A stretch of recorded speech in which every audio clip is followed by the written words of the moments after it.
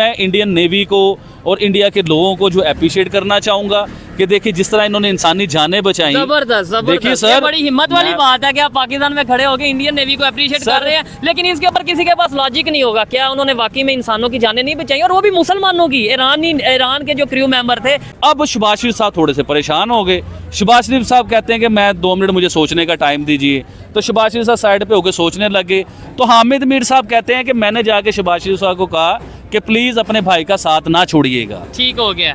अब शहबाज शरीफ साहब army chief साहब जो है ना उनके पास आते हैं, क्योंकि इंडिया को पाकिस्तान की एक टगे की भी जरूरत नहीं है। नहीं आबिद भाई, इधर मैं थोड़ा सा ये कहना चाहूंगा कि इंडिया के भी काफी हद तक फायदा हो सकता है, रास्ता मिल सकता है इंडिया को वो सेंट्रल एशिया तक का, अगर पाकिस्तान के साथ रिलेशन बेहतर होते हैं। जो लोग एजुकेटेड हैं या चीजों को समझते हैं वो इस चीज से एग्री करेंगे, लेकिन ये मेरी पर्सनल ओपिनियन है। मैं जिस तरीके से बताना चाह रहा हूँ उसे आप समझिए। इंडिया को दुनिया की 5वीं बड़ी इकॉनमी है जी।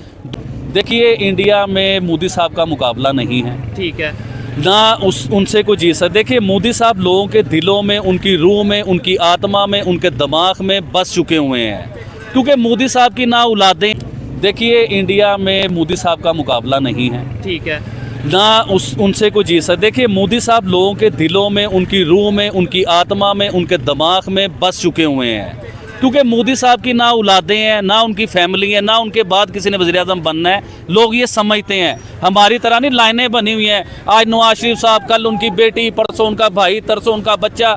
उधर ऐसा चक्कर कोई नहीं है, ना उनकी फैमिली है, ना उनकी नस्लें चल रही हैं। तो उधर देखिए ना, मोदी साहब जब से उन्होंने 9-10 साल के टेन्योर में किया क्या है, राम मंदिर बनवा के दिया, लोगों के दिल जीत लिए, हिंदुओं के दिलों में जगह बना ली, जैसे तरक्की में मुसलमानों के दिल भी जीत, जैसे तरक्की में आया सूफिया मस्जिद बनी। ईरान और पाकिस्तान का जो कन्फ्लिक्ट चल रहा है, पहले ये खबर आई कि ईरान ने पाकिस्तान पे मिसाइल अटैक किया, फिर पाकिस्तान ने जवाबी कार्रवाई की, फिर पाकिस्तानी मीडिया पे ये बताया गया कि नहीं भाई हम तो ब्रदर कंट्री हैं, मुस्लिम ब्रदर कंट्री है, सारे मामला खत्म हो गए हैं। पाकिस्तान को इंडिया से बहुत ज्यादा फायदा है, उनसे ट्रेड खुलेगी, उनसे आईटी के बारे में हम कुछ ले सकते हैं, वो चांद पे पहुंच चुके हैं, उसके बारे में हम कोई टेक्नोलॉजी ले सकते हैं, बहुत सी चीजों में।